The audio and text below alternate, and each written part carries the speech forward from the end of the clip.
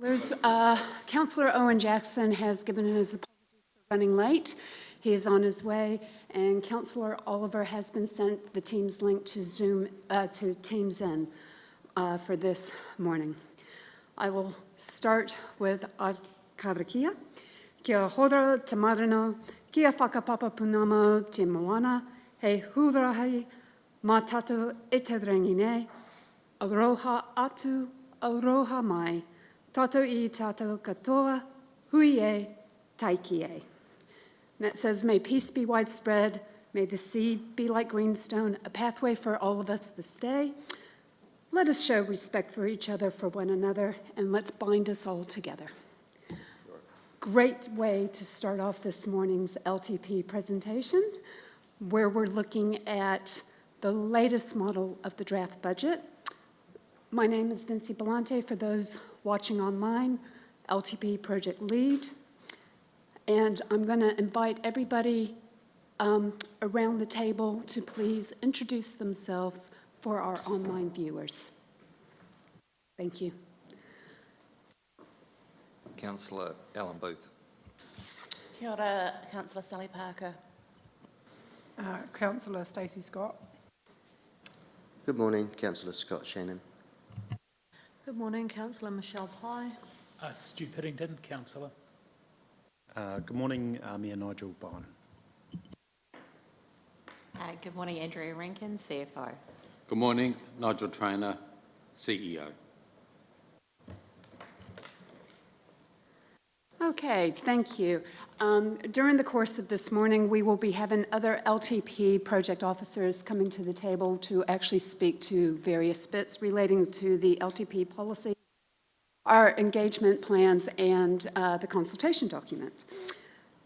First, I just want to take you through what we hope to achieve today. The first thing we're going to do is have a quick update on the Chief Executive's budget review process. And you'll see he's done quite a comprehensive program since arriving in early December. We're actually going to present to you the new scenarios we have with our staged infrastructure, and also looking at, if you're interested, an option if you deferred the theater until after year 10. We're looking at the financial assumptions. We're going to do a recap of those. They were presented on the December 5th workshop, but other things probably took priority. And we're just going to revisit them to make sure that you're fully aware of the assumptions we've based all our financial modeling on. We're going to look at the Section 102 policies under the Local Government Act, which relate to the long-term plan. We're going to talk about the big issue, because we believe there's really one issue that we're really consulting on, and we're going to go into depth on that. We're going to look at our engagement strategy, and then give a high-level overview of what we think our consultation document will be like. That gets audited by Audit New Zealand, and we're supposed to give that to them within 2 weeks. And it's not the final document all prettied, it's just the content that they want to look at this stage. And then the Chief Executive and the Mayor will give you a brief update on the new legislation that was read in Parliament yesterday and is up for its second reading, and what options that provides Council around the long-term plan. And that's how we'll finish, and then we can go into free and frank discussion and question and answer time, and hopefully we'll be able to answer all the questions you may have today. So I'm just going to go through our key Council dates that we're working to currently. So our workshops now are today and then next Monday and Tuesday, where we're actually going to go through in greater depth the financial impact statements for every activity, and hopefully we'll have your final activity management plans with all the updated information based on all the budget adjustments that have been made in the last 2 months to present to you. The 27th of February is the Council meeting to consider the draft long-term plan, the draft consultation document, and the LTP policies for, that have to go to Audit New Zealand. Now, that's the first day they are going to be in-house. They are scheduled to be in-house from 5 to 6 weeks. The 9th of April is when we're looking to adopt the consultation document for the special consultative procedure. The 12th of April to the 12th of May is our official consultation period. The hearings for the submissions, we have scheduled 3 days. Of course, we only use the time that you need, and that's from the 27th to the 29th of May. And right now, if everything today goes to plan, we're on track to adopt the long-term plan by the 25th of June, as scheduled. So I'm now going to hand you over to the Chief Executive, and he is going to talk you through his budget review and explain the financial model we are presenting now. Thank you. Thanks, Vincy. So the SLT and some third-tier staff, we've been working through the whole budget process in terms of working hard to get as close as possible to a break-even in the 25-26 years and outwards. We've used the assumptions that are following there. So what we've done is we've started with the current year, looked at the forecast for that, and we did an extensive amount of work on our staff costs and our other expenses. So the other expenses, when we did the initial forecast, the forecast was 65 million. Through a review process, we believe that'll come in at 55 million. So it's come down by 10. And we've used that 55 million as the catalyst to drive forward in terms of the future years. So by adding inflation adjusters and so forth. So we're going to work through a scenario where the rates increases in the first 3 years are relatively high. Now, 15, 12 and 12. And then from there onwards, they come down. And obviously, when you get out to year 4, it's starting to get a little bit more subject to the assumptions. And obviously, we don't know what inflation will do out in that time. If you listen to the forecasting this morning, we seem to be stuck with our inflations as a country. They're trying to bring it down to the 2% mark, but at the moment it's sticky. It's stubbornly sticky at about 2.8% or something like that going forward. So there's the Reserve Bank will probably react to that today in one way or the other. We've got our fees and charges at 12% and 7% outwards. All approved CapEx, all the CapEx program that we've got currently is in the financials you'll see, but they have been reduced. We have done extensive work with managers looking at, again, what we're delivering this year, what is moving forward, and also can we deliver? And I know that that's a conversation for later. So when we look at these, the capital that we've got down to and for this financial year is 57 will be delivered. The next year we're suggesting 98, but when you take out the theatre, the Heritage Centre, the stadium, and one-off big water project, we're back down to about 56, which is similar to this year when you take those 3 projects out. In the scenario we're about to show you and present, we're under the 2.5 debt to revenue cap all the way through, so we've managed to achieve that.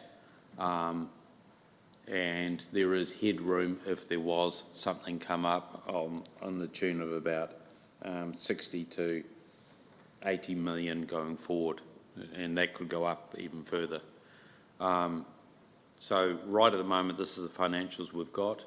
The financials don't have vested assets in them, so in the first few years, if we were to have vested assets of more than 3.4 million, then we would break even on a P&L basis. We've also built in some increasing inflation adjuster, not inflation, depreciation adjuster. The model wasn't that friendly to doing a revaluation, so we'll put a percentage in across them to actually compensate for that, because we will have to at some point start doing some revaluations. So, you've got this in front of you, and I'm sorry to all the people watching, this is a full screen. So if we go through this, so this year we are forecasting a 10.3 million deficit, and we talked about that at the council meeting yesterday, and that's driven by staff costs and also other expenses, and particularly revenue being lower than we had forecast. Some of that revenue is linked to the major projects in terms of subsidies and grants. The second year, we've applied a 15% rates increase, so it goes from 70.3 to 80.8 million. Metered water is, and fees and charges at 12%. Subsidies and grants in this scenario includes those subsidies and grants for items such as the roading at 51%,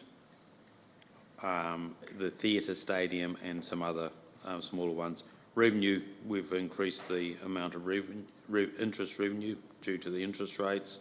Dividend revenue is static, and other revenue of 6.4. The staff costs, we've driven that off the forecast for 24 with percentage increases and trying to reduce that,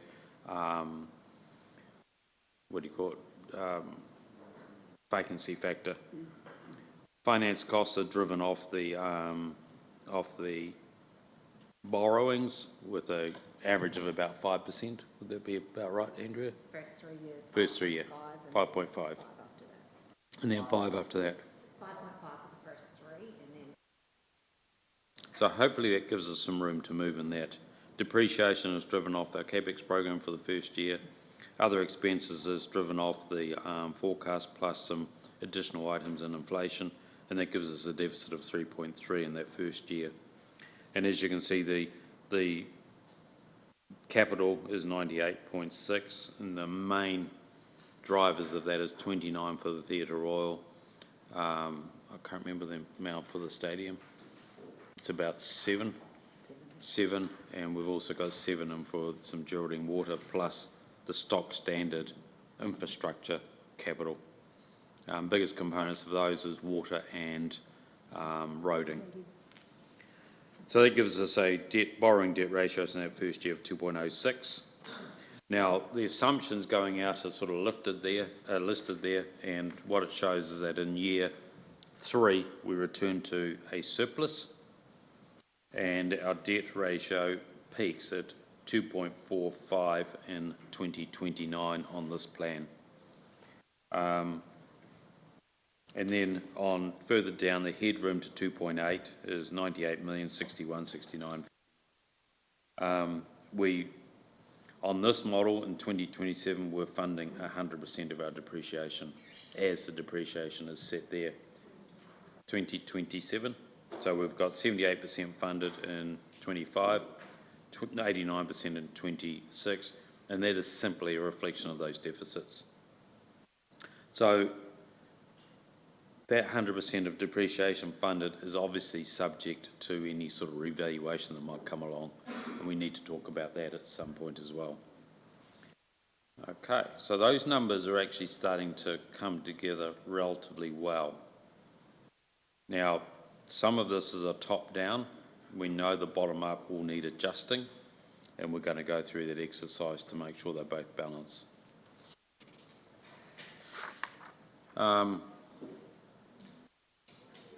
So when you look at that scenario, we don't breach the debt cap. We're within the 2.5 that we talked about. The first 3 years, the rates are high, but when you talk to other councils, particularly in the South Island, we're within the same sort of ballpark that they are in.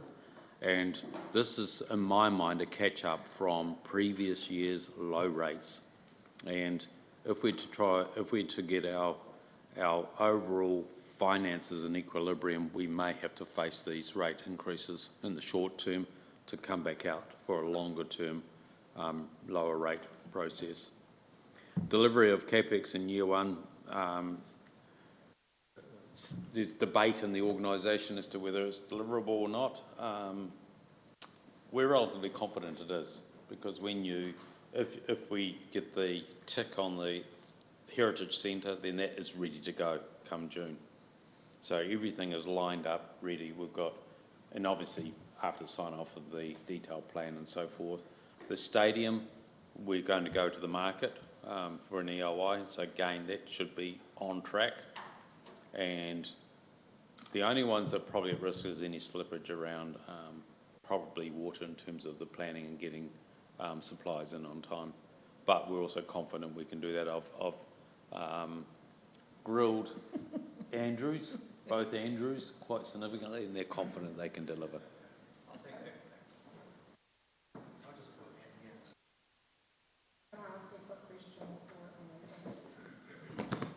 Just a key message with the waters, and in fact it applies to the roading as well, that we plan on a 3-year basis. So if projects do get delayed in year 1, we can pull projects from year 2 and slot them in and just switch them around. So, you know, we're confident that it can be delivered. Yeah. Now, if we take out the theatre, stadium and the Geraldine, reduces our capital, of course, and that rattles through the whole thing. Just ask what value do you have the theatre in here at? And 57.1. And what do you have the stadium in at? We've got it in at 17. But we know that that's not going to work. Is it 17? Surely it's not.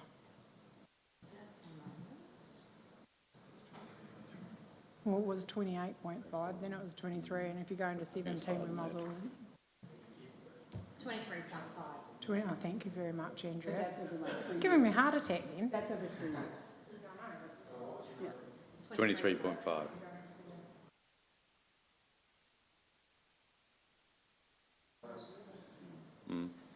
Just with respect to fees and charges in 2026, when that's still at 7%, that's 7% and 7%. Why did you pick that number as opposed to being in line with the proposed rates increase? At one point in one of the workshops, there was discussion around boosting them, but then over time, because it's essentially a user pays as well, and to have it not reflect the rates increase, just to actually keep the fees and charges sort of consistent going through. Yeah, I mean, the basic principle should that it reflects the cost of the activity in all reality. My just question with the rates, so obviously we've, you know, if we're to be true to the core of building depreciation and also having a debt curve that is to come down, that, you know, the reality, if we keep to a LTP from 28 to 34, actually 2.8 or average under 3 is not realistic. So I think we probably still need to model something so our debt curve comes back down. Because I don't think that's very honest with the community, because that's not the reality. And in year 4, is it that we, in all reality, we done that and actually delivered on it. Again, when you look at those outer years, and I think you're right, our capital plan still exceeds our depreciation. So effectively, you're using a surplus if you can generate it, which is, say, if you take 27 as an example, your depreciation is 37.7. You've got a surplus of 4.7, so that is giving you 42.4. And I'm looking at the wrong one. I've got 2 here. Sorry. So you've got depreciation of 38 plus 1.1 is 39, well, say 40 million. You've still got capex of 67. So you're effectively still borrowing 27 that year. And when you look at all the way through, the capex and the surplus plus depreciation don't come into equilibrium. So at some point, you're right, if you want to start repaying debt over this time, we need to actually probably lift the rates to do that. Yeah, or purposefully increase that depreciation over and above. But again, that's got to be funded. So No, totally, and that's my point.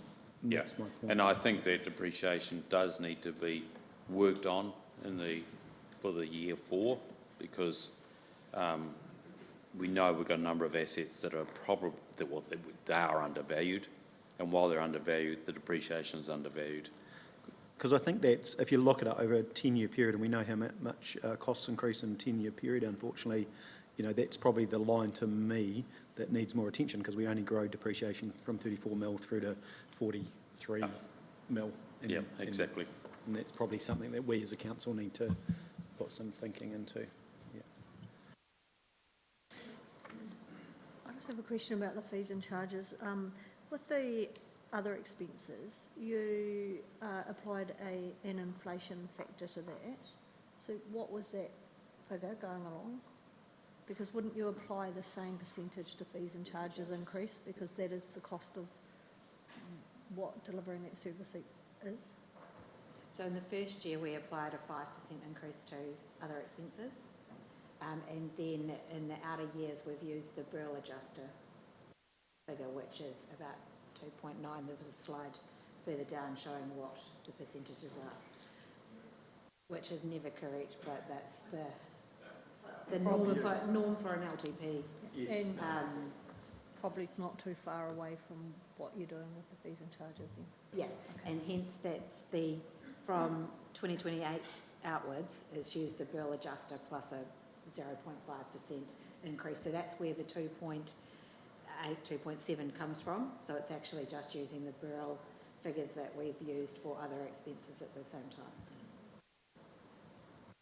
I guess, Just an overview question between the two budgets. It just caught my eye. In the theatre deferred one, fees, subsidies and grants have dropped just about $10 million. Why is that? If you take the theatre out, the funding from MP does not come. And we would have to repay. Hang on, let me finish the question. But we've been claiming against NB as we go, and they've only given us 11.6 million. My understanding is we've claimed more than... how much have we claimed from NB? Because you can't do it twice. No, so essentially we would have to give that back. Look, that's a nonsense. This is what frustrates me, and it just... all the figures don't make any sense. Why someone can't ring someone in MB and say, if we're caught short and our ratepayers can't afford it, will you ask to pay it back? Because it's a simple letter from the chief executive to their chief executive. Because I can't see the national government coming to us with a national MP standing here and say, over 5 years you've come to a point where you can't afford something, so we want 10 million back that you've already spent. Doesn't make any sense to me. So at the moment, you have to put up conservative. So this is the worst case scenario. So effectively, of course, we will try that, but you've got to have your financials ready just in case that doesn't come off. Now, there is a letter of agreement that says this is for the Heritage Centre, which is both museum and theatre. If we don't deliver it, then the money does get called back. Now, whether that happens in reality or not is a different matter. But for this, in terms of putting forward financials, you've got to have that conservative option sitting in there. But it skews the figures greatly. Of course it does. Could you, as the chief executive, because our previous one obviously wouldn't, write to MB and ask them? Well, if we decide not to go ahead, of course we will do that. But I guess my point is the figures get badly skewed by that assumption. But that is our real assumption, that we have to give the money back. That's worst case scenario. It's and in that your would, existing contract. and that would be quite normal. Interesting. I suppose where Stu is trying to articulate is the 11.1 million. I presume in that contract, some of it's for design, because if we're drawing, then why were we drawing down money? Why would you draw down money if we're not entitled to it? That is a concern to me. Because normally you'd only draw it down for elements of the contract. The contract does not specify the elements. So that's really disappointing, that you wouldn't just draw down the 11.1 million when we say go, because now what you're telling me is that we've been drawing down the $4 or $5 million for things that are not specified in a contract. That is not okay. Either way, whether you drew it down or not, either way, if you decide not to go ahead, there'll be a write-off of something. So if we decided not to go ahead, we have to write off the 7 million we've spent, whether we drew it or not. So effectively, that's what this Why were we reflects. drawing it down? And I know, I'm sorry, Nigel, that it's pre-you, but now I'm really concerned that we've been drawing down on something we're not entitled to. So why and how have we been doing, and who's allowed that? So at this stage, we're entitled because right through, the project is going ahead. And So- the original decision goes back to 2018, so it's not a, right through this, the only thing, we've made original decision back in 2018, we've changed scope, we've approved designs, but we've never actually said, are we going to stop and go again? So we're back from the 2018 original decision. Nothing's ever been about stopping the theatre. That's to this point as far as consultation. So, Councillor, as part of the contractual arrangement with MB, sets milestones through the project. And as you reach... To a contract. So the contract is for 11.6 million, and then within that contract, we have agreed milestones that when we reach this particular point, we are allowed to draw down from the 11.6. And we were allowed to actually stipulate through the milestones how much we wanted to draw down and when, so it enabled our cash flow through the project. So as we've reached certain design phases or the early construction, the demo works, we were allowed to draw down. We've drawn down 4.8 million to date, and the moment that if we get to the point of moving into the construction, there is $5.5 million I can draw down immediately at that point, but we have to show that. So at this point, we have inquired of MB, and we have worked through Warren Gilgitson, who's been part of the assisting with the ministers with this contract, and he couldn't confirm that we would not have to pay that money back. Other organisations in the country, and I've had this checked, have had to repay funds. It is a question we would have to ask at the time. Understanding not all, and this is what frustrates me. You're leading down a path. Let's write a letter to MB and ask them, because then we'll have a factual response. Because you can see my frustration. With depreciation, we seem to guess, yet we're making this black and white, and it does affect how people look at it, because we roll that 10 million in and say, if we do the theatre only, it's 40 million because we have to pay back 10 from MB, was one of our previous presentations. So you're adding money on that people outside this room don't understand, and I don't know that's factual. So the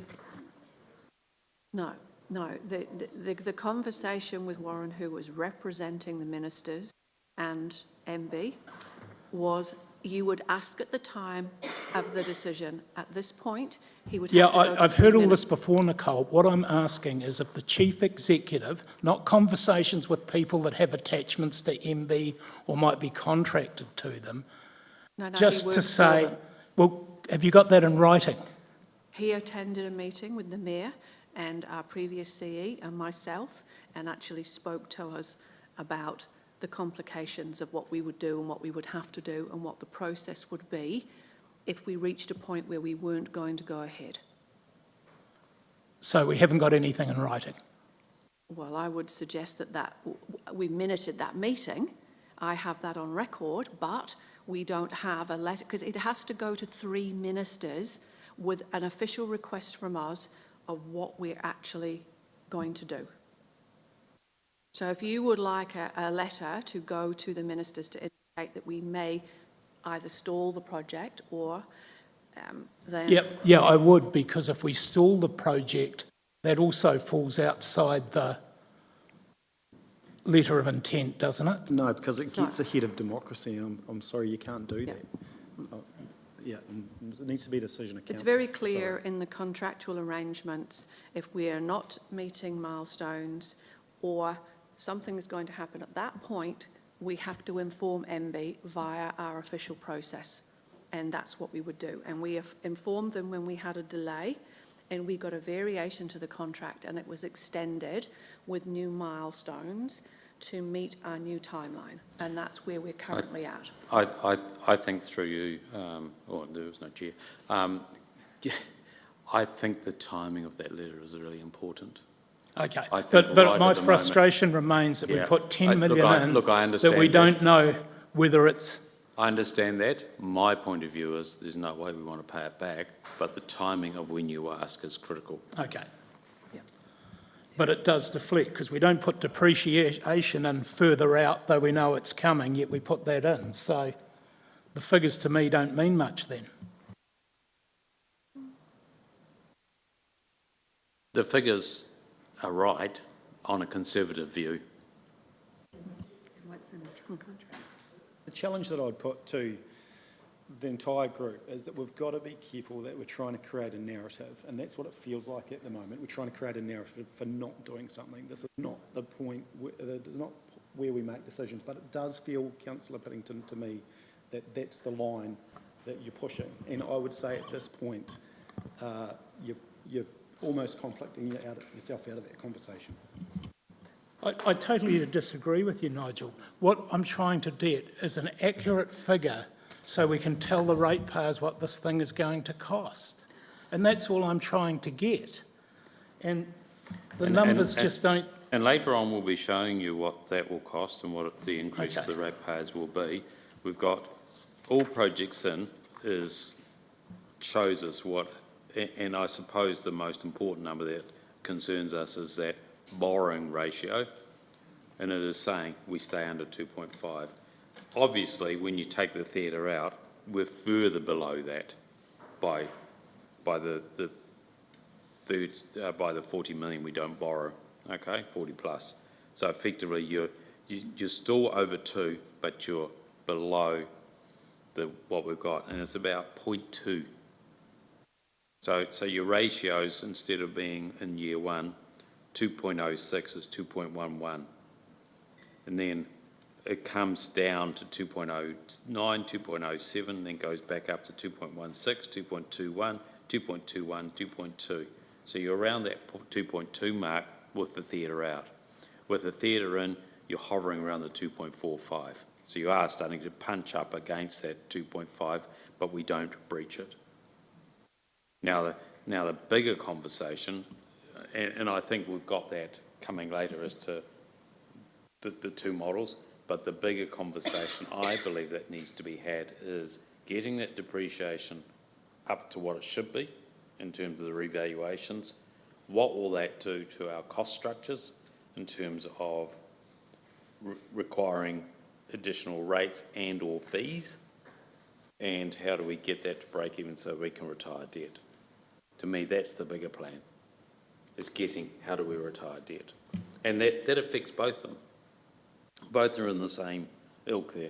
Now, the fact that we might have to write off some money or repay MB, it's a stitch in time. Yeah, sure, it's millions, but it's a stitch in time. Councillors, I just do want to assure you, all models presented are based on current contractual obligations that we have signed. So we can't really present you a set of figures based on some speculation. We need really clear guidance, and we use what we actually have in place. So as far as these are real figures for the implications of the two options based on our current agreements. Should you make a decision, and we will prepare a paper for you to make a decision if you give us an indication how you want that paper presented, then the chief executive has something concrete, not speculative, to go to MB with, that we can give you absolute confirmed details about our financial obligations regarding what we've drawn down. Until that time, we have to present based on the information that we have on hand and our understanding with all the meetings with MB that, as Nicole has said, have been minuted, and what we actually have in writing with the contract agreement. So, from today, we really need some clear direction from you as to what we're bringing on the 27th. If we don't get that today as to what you prefer, we run the risk of not being able to adopt on the end of June. So with this draft budget, the things we need to know from, without passing any resolutions, are you feeling comfortable with a number of these parameters, such as the rate increases? Do we feel comfortable with that at the moment, coming through our numbers? Do we feel comfortable with the fees and charges? So the assumptions are probably the more important conversation right at the moment. Are we comfortable with the assumption of rates? Are we comfortable with the assumption on the other expenses? Are we comfortable with the assumptions on the staff costs, inflation, the other expenses? Do we need to push harder at looking at our depreciation in the out years, which will reflect through into those revenue numbers? Are we comfortable with our debt ratios? Those are the conversations we need to get some direction on today, so as we can produce the numbers to then complete a draft LTP. Because while we're in this merry-go-round environment, it's making it hard to get that document done. Because it does require then the numbers to be backloaded into the budget to produce all of the different activity financials, and that takes a bit of time. Yeah, and that point, that's what I'd still like to see for the likes of water, because that's our largest, pretty much our largest capital program. And so if we talk about, a business unit effectively paying for itself, that's what I really want to be able to see, that, hey, if we're investing in water, then it's user pays in that water as far as where the rates land. And so I know that's more work to be done, but that's really important to see, to be able to make this decision. I just want to make one comment. I go back to the capital program, whether we sign this off in the future or not, on the lowest case scenario of 600K. At that point, your community projects of museum, theatre and stadium, those main core projects, is still 10% of our capital program. So we still are doing all the core stuff, but we still bicker and fight against each other on 10% of the capital program. Whether you love or hate some of these projects, that is the reality of what we do, and we divide the community as we do it. We just fuel division. I think it's unhelpful. Yeah, look, I'd like to clarify a couple of things around the income side, because the assumptions of the income are actually underpin what you've got here. I guess obviously there's a new line in there, which is metered water at 2.1 this year. So has that been taken out of fees and charges, or where's that? That's the first time I've seen that on the spreadsheet. I guess the other thing too is your subsidies and grants this year at 17.5. We just had our report to December, it was around 9 million. Now we know we've claimed most of the roading funding from Waka Kotahi, so you really cannot assume to get a hell of a lot more from that. The funding from MB for the theatre is about 6.8 remaining, 6.7. And I assume that number's actually in 25. So where is this other 6 million in subsidies and grants? We're in 2024 now, so that means it's going to be coming in between now and June. I would assume that, well, I'd be interested to know where it's coming from, because unless we actually know exactly what we're going to be getting here, that flows all the way through your spreadsheet. And so if you're being optimistic here, it's going to be an absolute cluster by the time we get to the next 2 or 3 years. And we're all going to be going, oh, what have we done here? We didn't get that income. What did we do here? We need to base this off facts and actually what we know we're going to get. And that is being conservative on the subsidies and grants, knowing we get the rates and we get the fees and charges And if there's interest to be had, that's fine. But I doubt if we're going to get much of that. So, and the other thing too is, I guess I'm quite concerned at the finance costs getting up to 20 million, and that's verging on the Local Government Act, where we're not allowed to go over 15% of our income. So if and we know that that's what we're going to be in regards to debt, but if we don't get that income, we're going to be over that threshold, which we're not allowed to be. So it all comes down to me. What you've got in here is fine, but unless you can be absolutely conservative or pessimistic rather than optimistic on these headline numbers here, that affects every single thing that we're talking about. So I just, so just some, for me, I want some clarification and some, basically, knowing that that's actually what we will, at a minimum, receive in cash to pay our bills.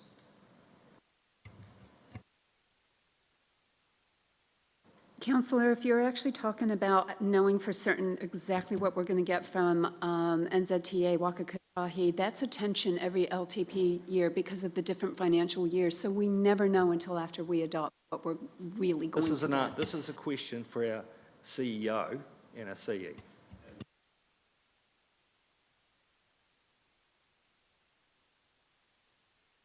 And then 25 year, the 17.1, the two big numbers in there is your theatre and your NZTA. And those two numbers are about the 17.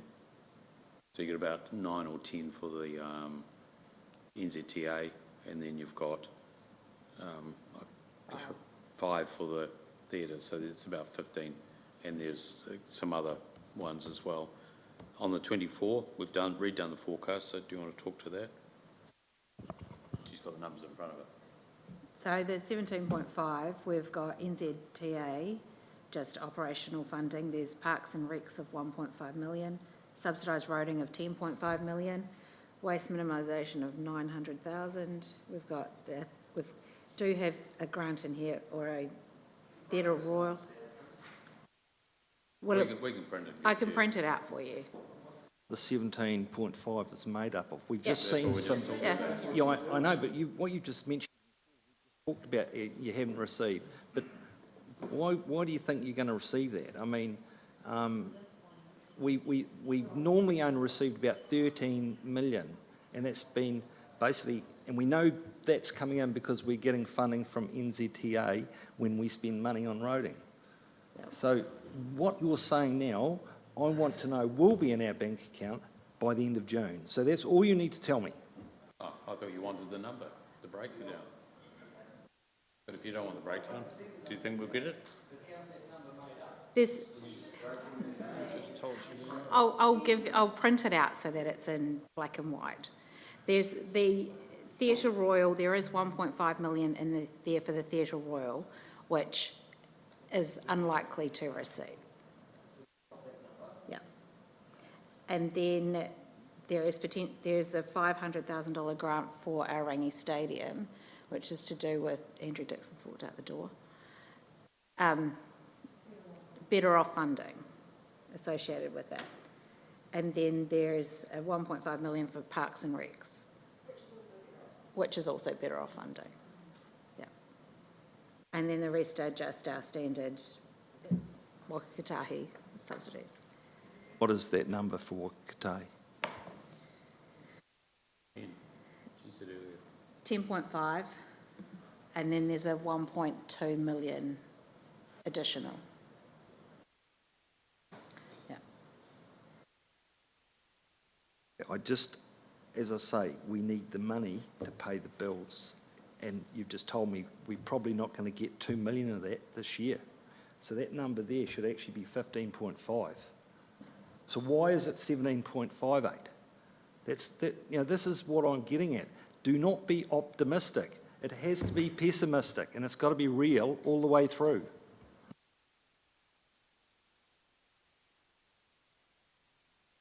This whole spreadsheet is not worth the paper it's written on, as I've said before. Well, hang on, I'll take issue with that because The P&L is for 1 year.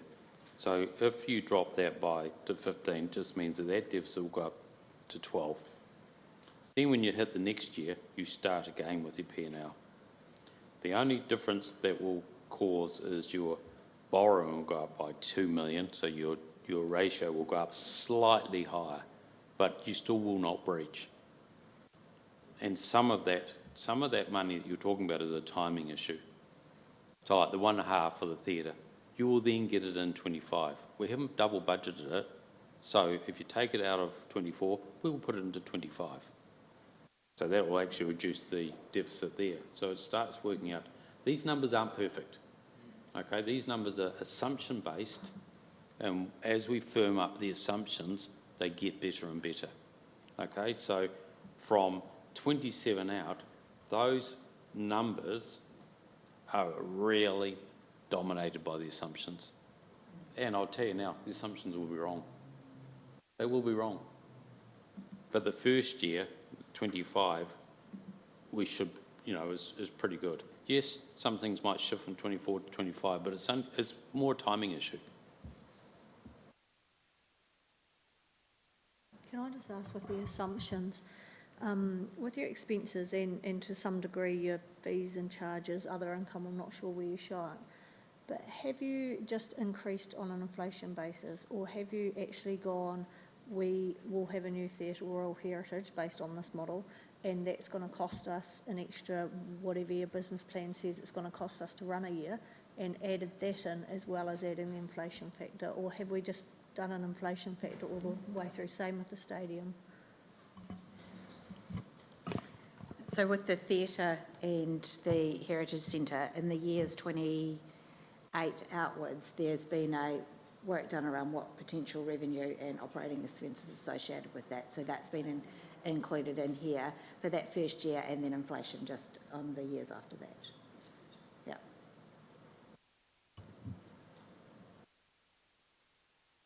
Operating costs for the stadium, though, haven't been included. It's just been essentially the standard going forward. Do we have any idea what they may look like, or are they assumed to be similar to the current one? The stadium, so. Okay.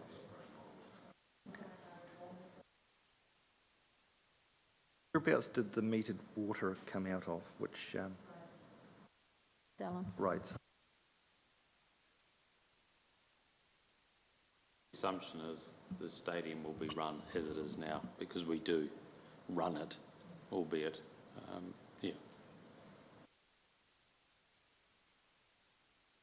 I think for me, a couple of things I think would be helpful would be, when will we review what we've sacrificed to achieve this balanced budget? Because, I know our Frugal Five have done some good jobs at doing line by line, but will we get sort of some kind of, simple paper that says, right, this is what we've taken out in order to meet a balanced budget? Because I think that's really important to understand what we've sacrificed to get us back on track, because I think that's probably missing for a lot of people, to be able to put their hand on their heart and say, this is what we need to do in order to balance the books. And then the other thing I'd like to be able to see is the loan repayments, the financial costs, better understand, what each year, what capital projects that relates to, because again, it's just a number. But, the Theatre Royal, this is the loan, and just see that. And I think I've sort of tried to ask for that, like over 10 years. So every line, 13, 17, 20, 19, what is that made up of? So then it shows the loan repayments as well, or so I think that for me is missing a little bit too, just really understanding what those loan repayments are made up of and how we look to achieve getting it down a little bit. Thanks. So that'll come in through your financial impact statements, which will, once we sort of give an indication this is where we want to go, then they can develop this, so the one model works under the other. And then as far as what we've sacrificed, the Frugal Five, if you like, a lot of that was capital programs, so doesn't necessarily directly affect operation and critique me if I'm wrong, but as far as the operational expenses, so to your point around balanced budget, it'll be slightly two different conversations.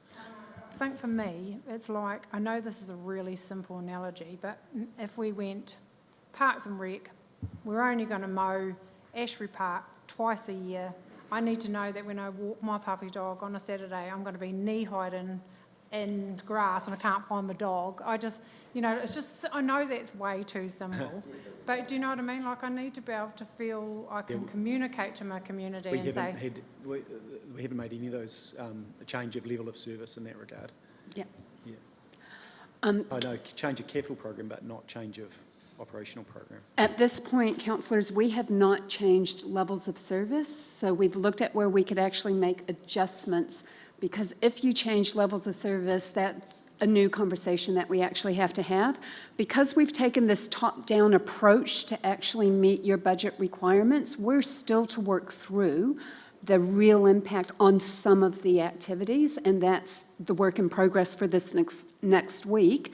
If we can get you to say you're comfortable with this that we've presented, then the officers can make those adjustments. And we come back to you with reports and papers showing you those implications.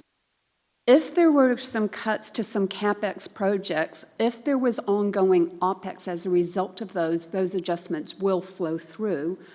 But we haven't gotten down to that granular level yet, because we're just trying to get a comfort level with this high-level stuff so that we can make the adjustments below. Does that make sense? But in the previous presentation, we did indicate some high-level areas where cuts have been made. For instance, in roading, a 75% cut in the cycleways program. So those high-level things for concrete things like that, absolutely, we have presented some of that information.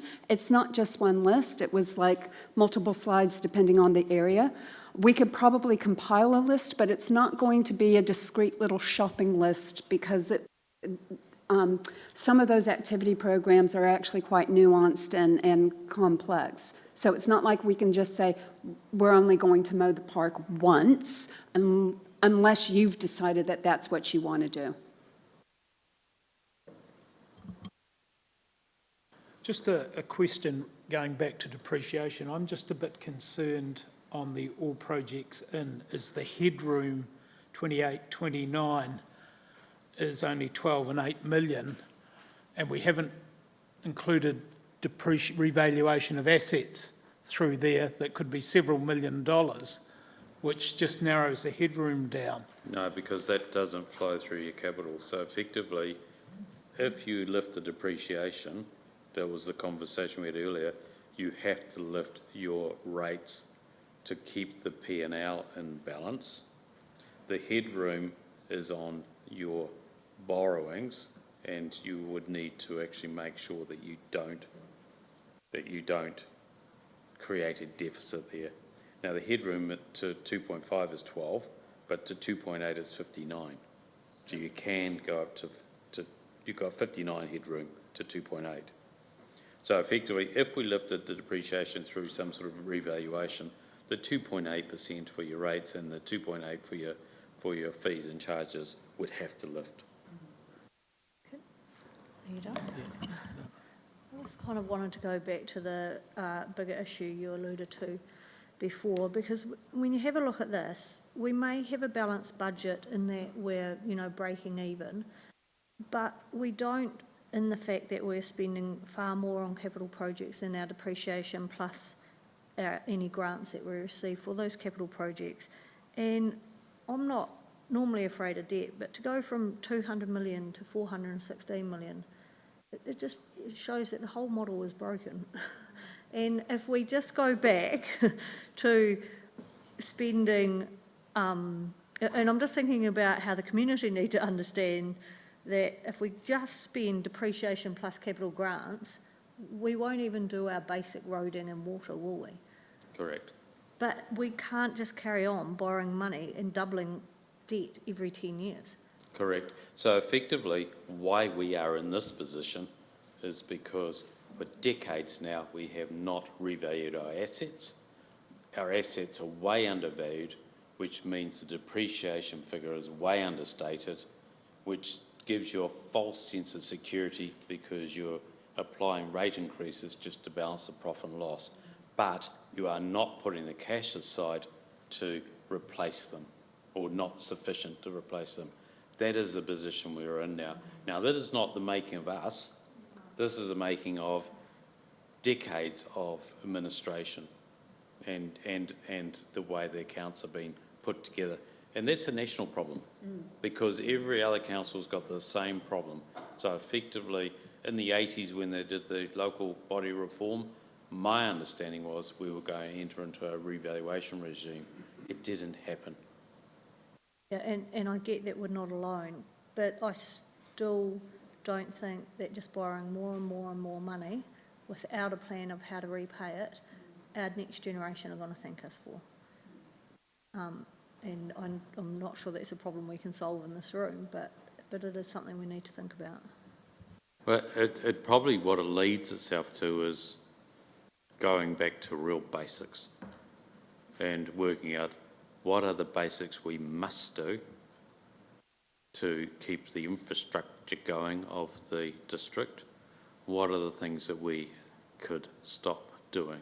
And I'm not sure we've done that fully yet. We've tried several times through this process. Over 20. Yep, but we keep coming back to a similar number. And it takes brave council to actually go, we're not doing that anymore. We're going to stop that capital line and we're just going to live with what we've got. And that'll have its own consequences. I guess, and my other final point is, it's not just the Theatre Royal or the stadium. No, it's not. Is it? It is actually even the fundamentals of roading and water and Parks and, yeah, parks and that. and waste, yeah. Are going to lead us to nearly doubling our debt anyway. Correct. Guess, sorry, to Michelle's point there though, why haven't we built in some repayment of debt? I know it'll affect the rate line, Because we don't have the cash to do it. but you would if you increased the rates. Yes. Would you like us to go above 15%? No, It's a brave. it's No, more in the I'm- out years. I'm talking in the Years. other years where we've got them at, Yeah, that was my point, Stu. yeah, 2.8. We need to actually show people, because it's a bit odd that we recognise we're doubling our debt. We know what the problem is, but we're not addressing it. I guess, obviously the first thing is we balance our books and run a balanced budget, which is the first priority. And then we go back to basics. And, obviously the long-term plan, when it was thought about, it should have been simply, it's your depreciation, it's your subsidies and grants. And then if you're prepared to borrow over and above that, that's what the budget is for the year. So it's still way in excess, these numbers. They actually almost need to be halved. It's that dramatic. So I guess I'm saying that it almost sets us up for failure. Just on that, I guess a question on from 24 to 25, 26, on your interest revenue, you've actually doubled it from this year. I thought we were borrowing money. We weren't going to have money in the bank. What's that for? We do have cash, about 20 million, and interest rates are growing. So the cash coming in now, you could run the council on an overdraft, that it peaks and troughs during the month, so you actually have no cash. You have an overdraft facility, you run to that overdraft facility, then when your revenue comes in, it drops, and then you run again. You could go that way, which will drop your revenue interest received, but it will probably lift your interest going out.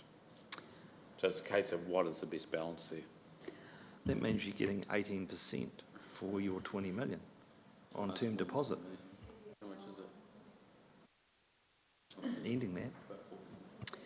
And councillors, I can explain the rationale as to why from year 4 onwards, moving back towards around the 3% mark, and that was because the Burrell inflation figures were set around the 2% mark.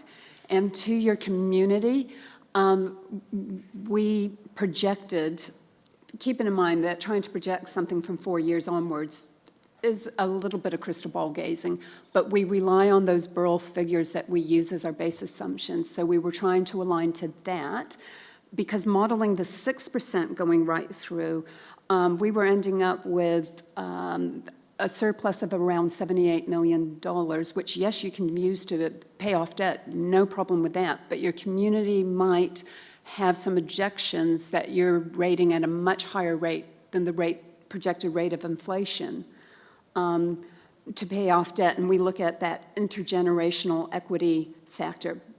But we take our direction from you. If you want us to move back up to a higher rating model, we can actually do so.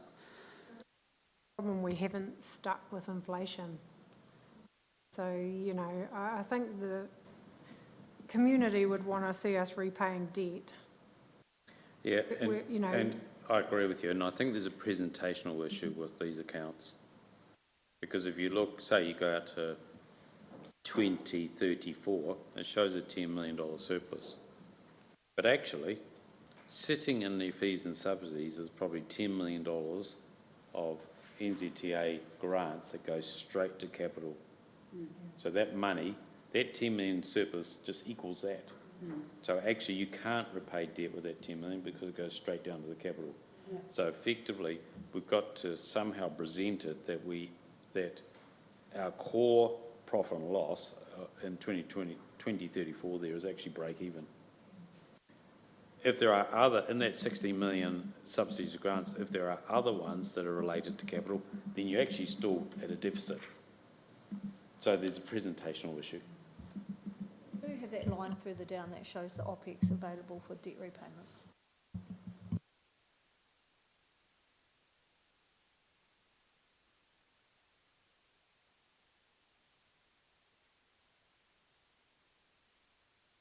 There are two lines that we want to build, aren't they? Depreciation in that line, effectively, so you've got the ability to do so. Going back to why we're here, what sort of leads are you wanting from us, Vincy? I think we should get through the whole presentation because in view of the legislation that was read yesterday in Parliament, Council has 3 choices to make, and if you give us an indication as to which way you want to go, that might help address some of the financial matters you've just raised. And I think if we just get through our presentation today and then open up the floor, and all we need from you, not a decision, just an indication of where your comfort levels are so we can prepare the right reports for a formal decision and resolution. Is that okay? Please feel free to ask questions as we go. Oh, pen, sorry. Yes, it is on the hub. Okay, it is on the hub. So what I want to do now, I'm just going to touch base on the financial assumptions that we are actually working to. Actually, if I go back, because one of the things that we were actually looking at, we had a query about what the operational costs would be for the stadium, the theater going forward. Like, what would it mean to the ratepayers in reality? So we actually did some projections based on the budget model for all projects in. This is using the raw figures, so some of those internal costs and charges may not be fully reflected in some of the figures, but we've been consistent throughout, so we're still comparing apples and apples. So what the thing we want to look at is the average cost per rating unit. Now, we've based it on 22,500 rating units. And what we just want to do is just show you a comparison against some other activities as to where things actually stand. Now, okay, so looking at the theater, Jess, can we get rid of that black box in the corner, please? Yeah, Thank you. Okay, so what you're actually looking at there, by the time, this is the funding impact statement. Now, these funding impact statements are what go into the long-term plan, and we present these to you for all the activities and groups of activities. So for the theater, what you're actually looking at, the rates per year, by the time you get into 2027, when you're really heavy into the build phase, OpEx phase, hopefully it's open, et cetera, we're looking at $187 per average unit, which I think amounts to like $3.50, $3.60 a week or something like that on rates, Andrea? So Councillor, your 200 was close. $3.60 a week. 360. Yeah, Any rating, but is that 21,000? That's 22,500 it's based on. yeah. All of these figures are based on 22,500, okay? So that's for the theater that we're looking at for the first 3 years. And obviously, there are assumptions in there as well around revenue and so forth, but that's basically what it is. And also the depreciation's over 80 years, probably, is it still 80 years? 50 years. Depreciation over 50 years. Repayment, is that included or not? It's not factored into this first 3 years. Yeah. Because it's still in essentially build mode. Yeah. And so then when you compare it like to the stadium, by the time you get into year 3, we're looking at $72 a year per property, average property, obviously. And then when we're actually looking at swimming pools, there's a good explanation as to the large jump in swimming pools from current year to 2025. You're looking at $317 by the time we get into year 3 to actually fund the operational costs of the swimming pools by that time. Andrea, do you want to speak as to why the jump?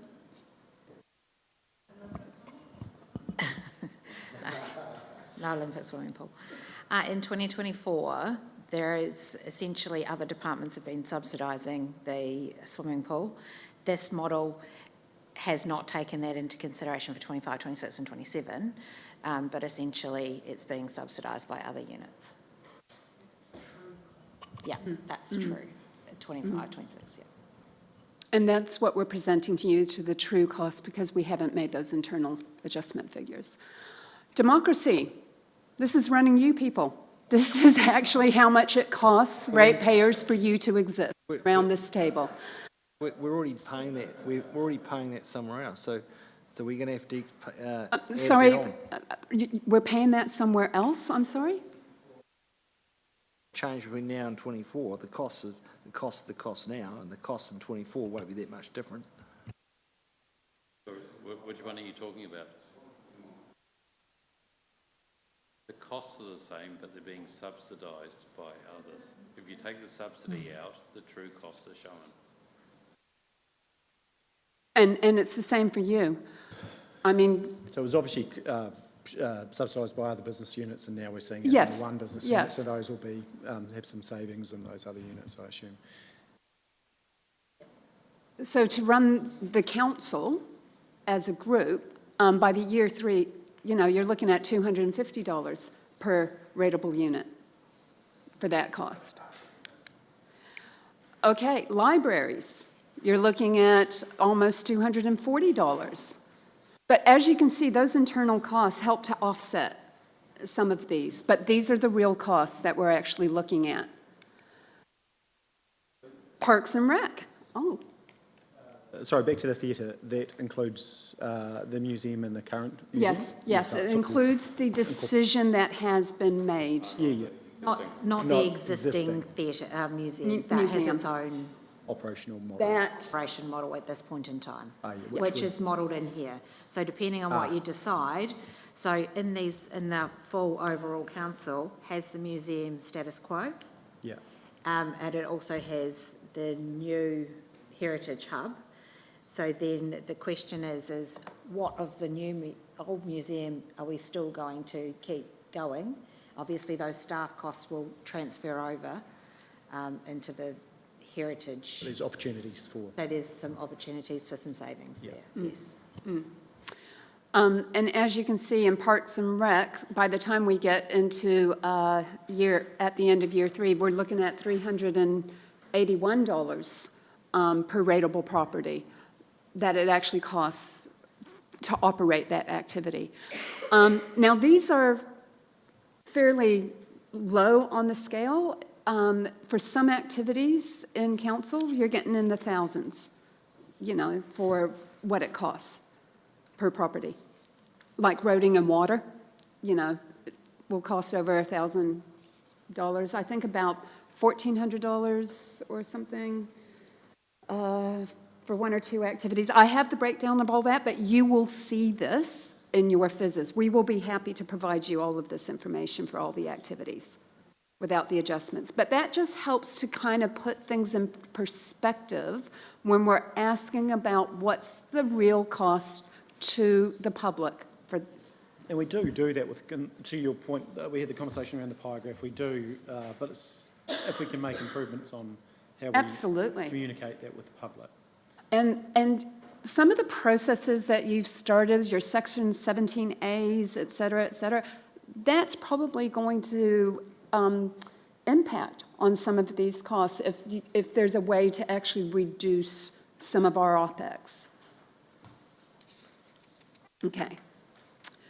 So here are the challenges that we've actually been working with and have come to you with. We've increased the loan funding to the 2.5, as you have indicated you'd be comfortable with. We've increased those general rates for the first 3 years, definitely. The CE's budget review process, we've been looking at the reduction in OpEx. We're trying to look at where we can access more central government funding where it's actually available. And of course, a lot of that's going to be dependent on the decisions made and once Parliament is back in full session. The increases of the fees and charges for increasing revenue, we've looked at staging some of those capital expenditure projects. I know Water and Roading have done a lot of work about staging some of their projects, reprioritization with that.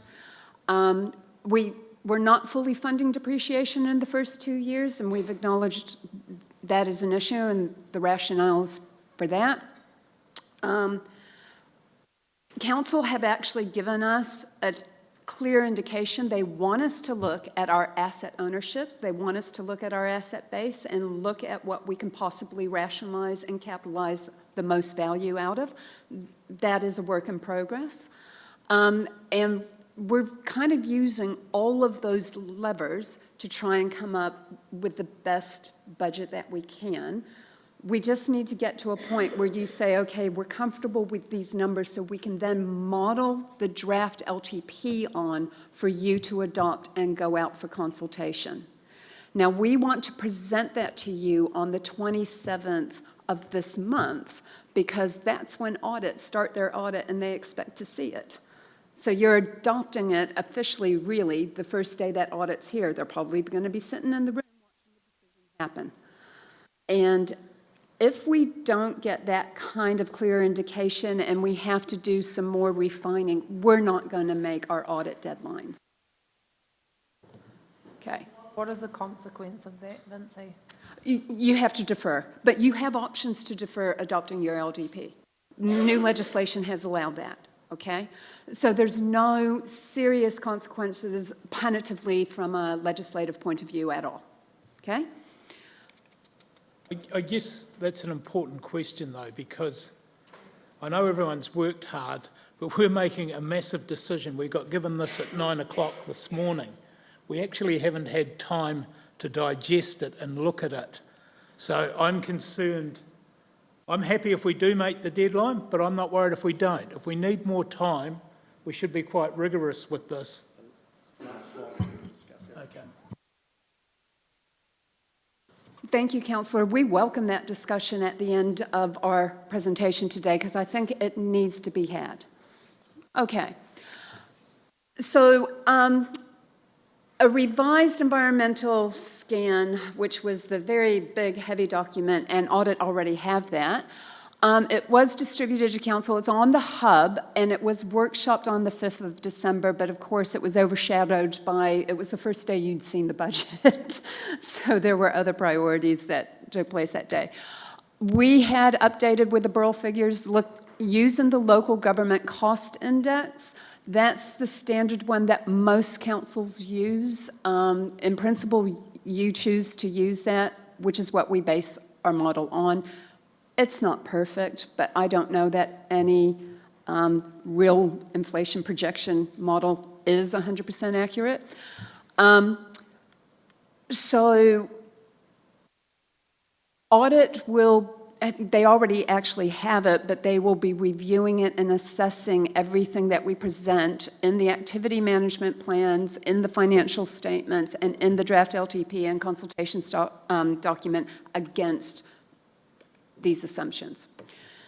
So looking at the financial assumptions, I simplified it for you so it's just clear bullet points. In the environmental scan, it's pages explaining the rationale and the risks and how we're mitigating the risks around the assumptions.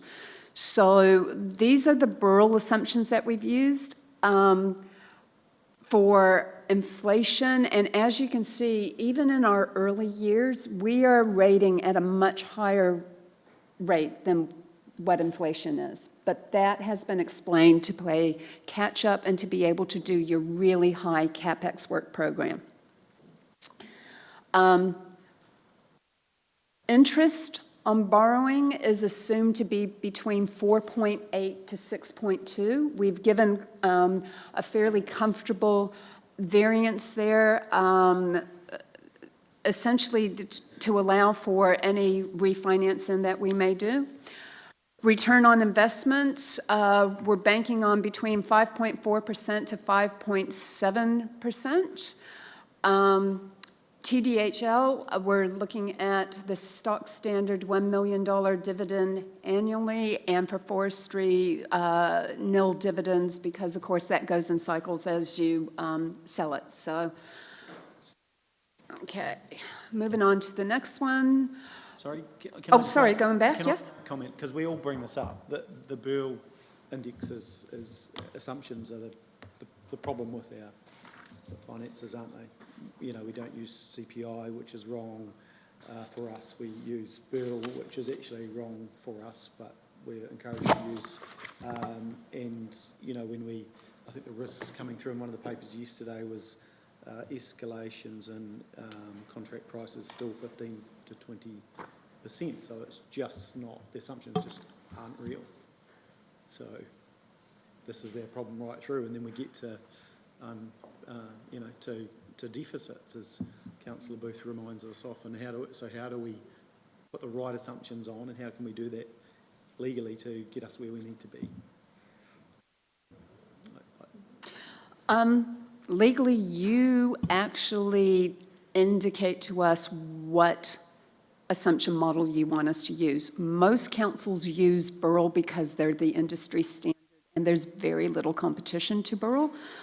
But if you direct us, you want us to use CPI instead of the local government index, then you do that through a resolution, and that's what we present to audit. Everyone's thinking on that. So CPI, I think Michelle, are you Googling that? No?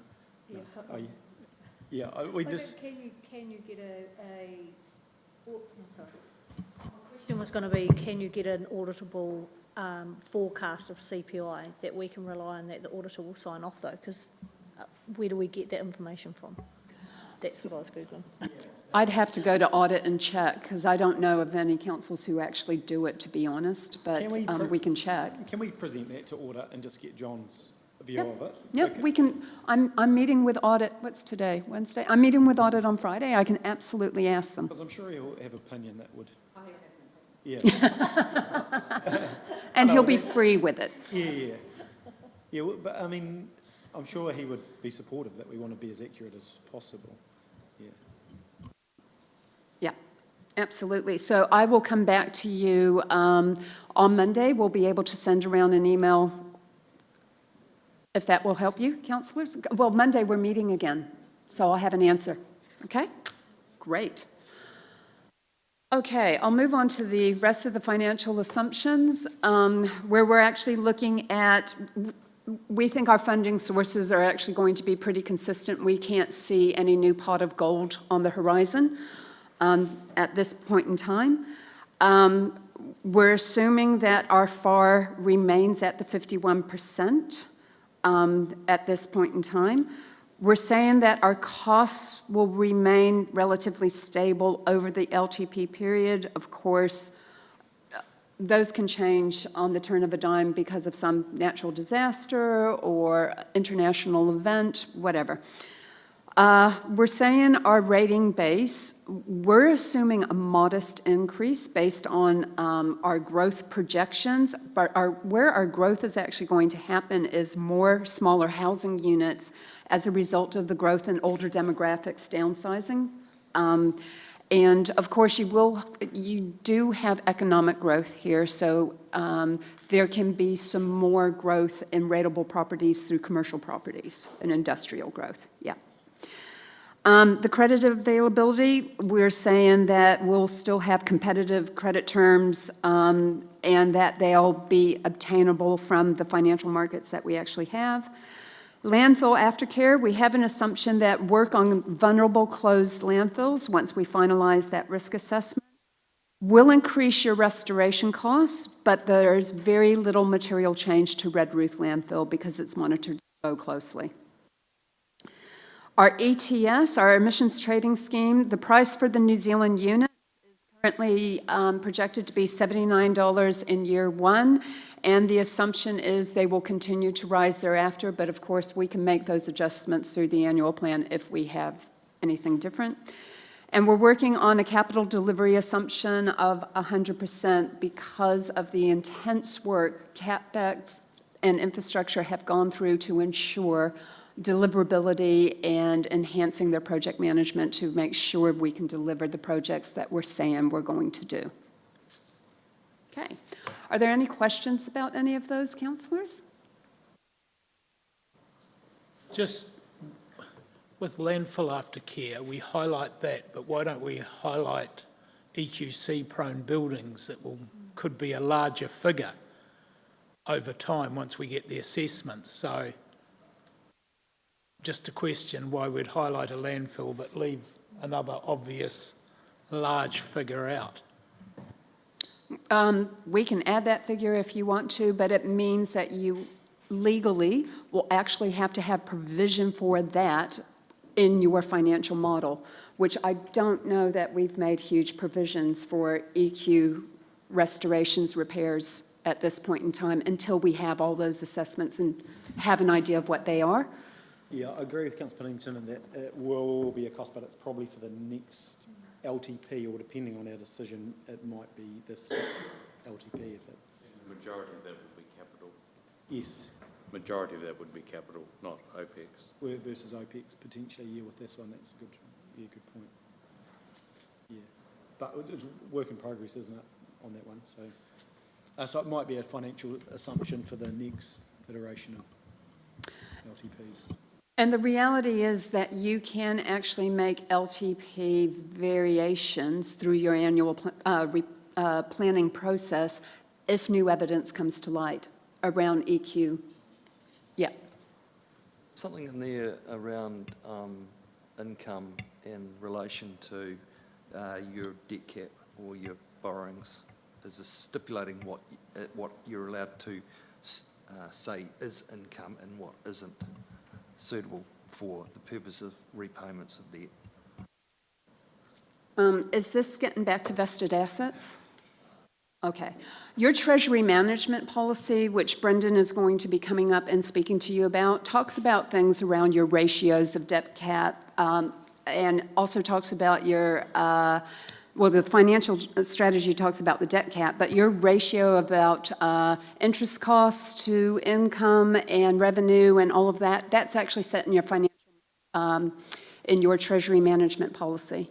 So the one that is in current use now, the 2021 version that was adopted for the last LTP says about 20 to 30% is your limit for interest repayments based on either rates or revenue, total revenue. So that's in the current one. So in our current revenue and finance policy, it doesn't stipulate what you can, what you say can be used as income for the purpose of setting your debt cap. So in other words, it should be those basic 4 income streams, and such as my favourite subject, vested assets and capital gain, cannot be used as or considered as income going towards your debt cap. Yeah. The assumption that we use is any income that can potentially be turned into cash. So the government says, well, anything that we can classify as income deals with our ratio. In our annual plan report, it showed we had a surplus of 55 million, but in actual fact, we were in a hole for 22 million. But numbers were created, or not created, but they were used capital gains to So the indicate 55 million, is the headline figure for our annual report. the 55, so the revaluation is not included in the income calculation. So the majority of that 55 million was your revaluation. So that's not included in the income. What I'm getting at is there should be something black and white in there saying what can be considered. Through, what's it called? The local government borrowing set that formula. Would be good to have that in the policy, because I've looked Yeah. for it one time before, but I think probably the question I'm interested in is at what point are we going to review that policy, because it's part of this LTP, but when is that going to come to us? Management policy.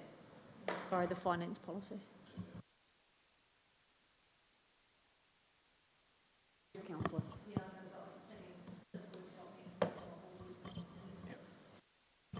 I can talk you through that. So, good morning, councillors.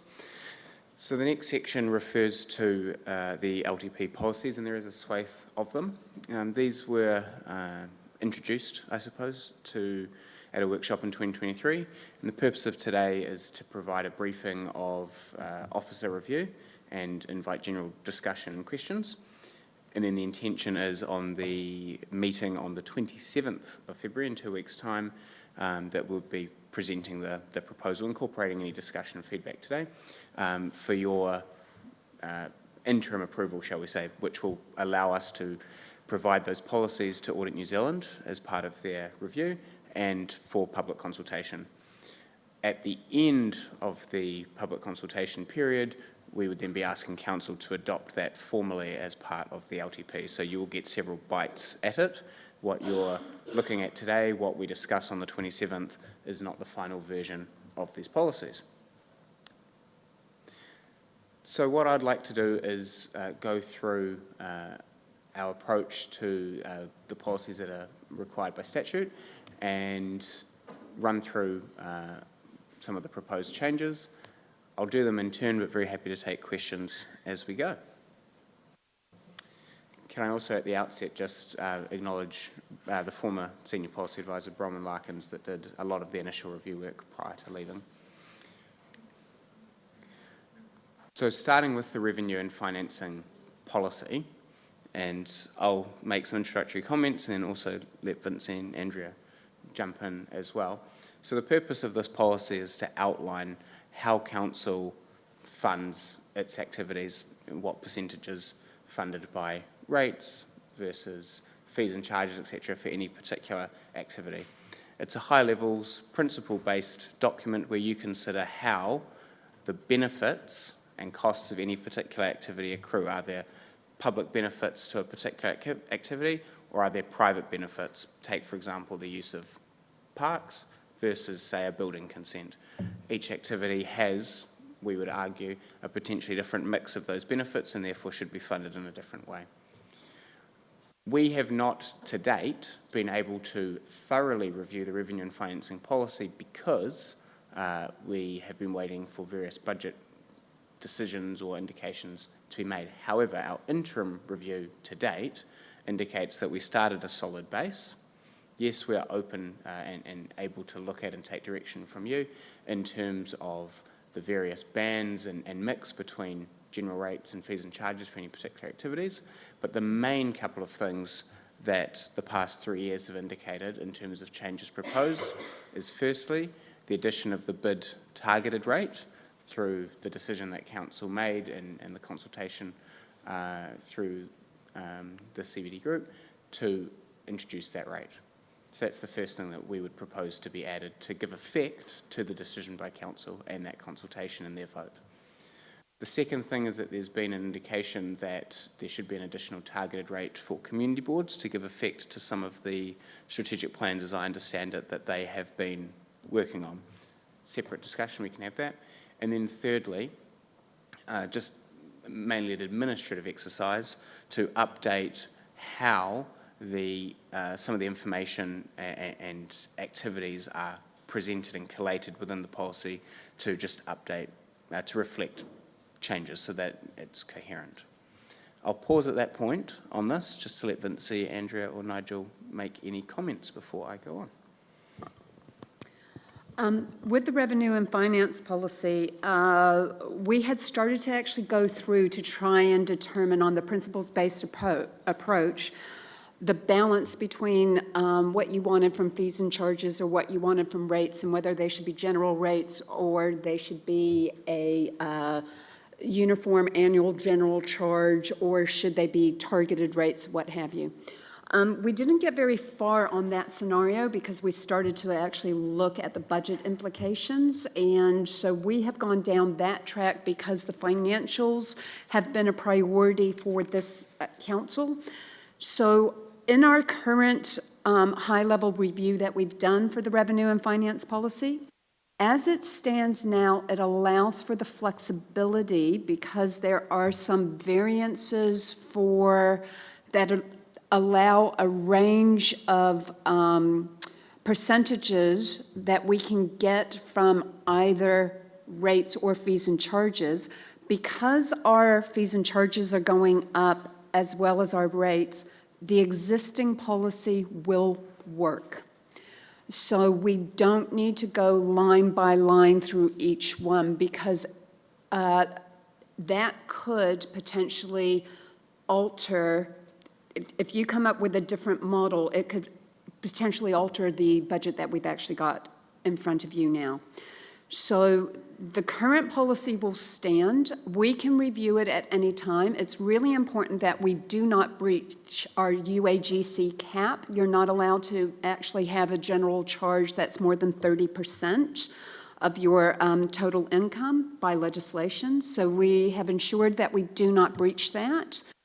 And our recommendation is that we make the modifications we need to allow for the decisions that council have made, including the bid rate, looking at the community board targeted rate. That's something that we want to put out as a proposal.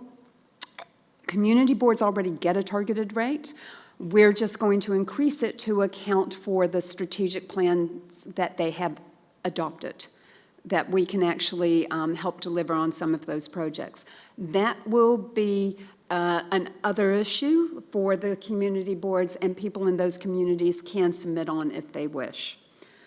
And then to update the group of activities. But we will be presenting to you the modified revenue and finance policy, keeping the existing rate versus fees and charges levels that are in there because they are on a band instead of being a fixed target, so it allows for the flexibility, which we kind of need in this current environment because things are changing so rapidly.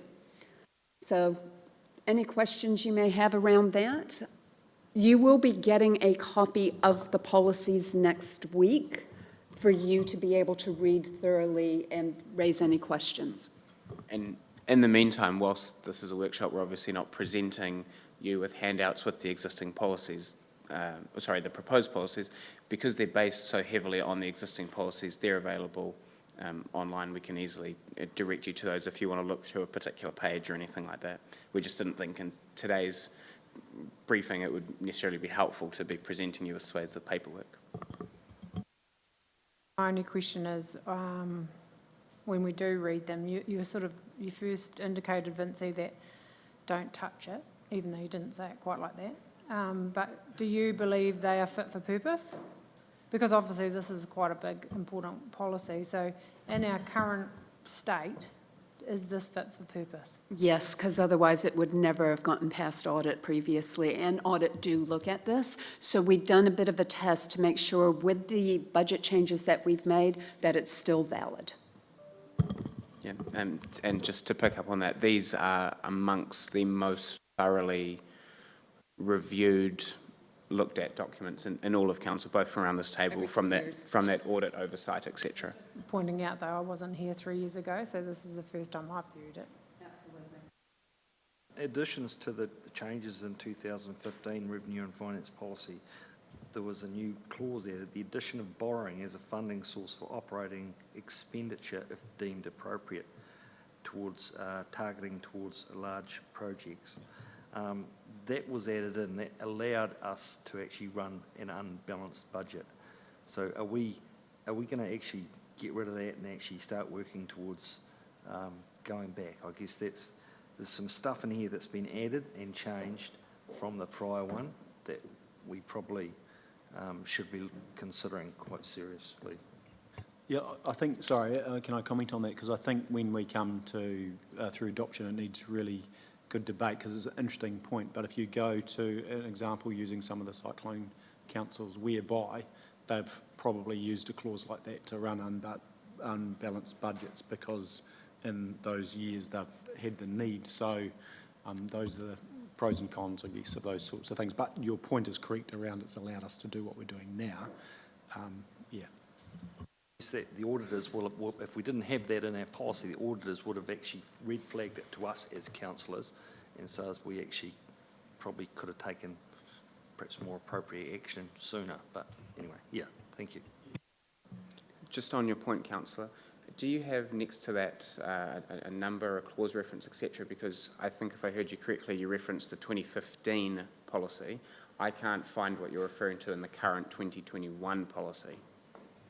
Copy of the 2015, and this is the current one, or 2018 to long-term plan. No, so it was reviewed every LTP cycle, so the current one is the 2021 LTP, not the 2018 one. Is that clause still in there, obviously? Like I say, I've just done a quick search online, because it's a very long document, as you know, for a couple of the terms that you mentioned, such as large projects. I can't find that reference. As I said, if you've got a clause number like 5.1, etc. there that you can direct my attention to, I'll have a quick look. I think it's covered under 7.5. Council may choose to fund more than is necessary to meet its operating expenditure in any particular year. You'll love this, councillor Booth. 6.13 says council does not borrow for operational expenditure unless this is deemed to be prudent and is approved by council on that basis.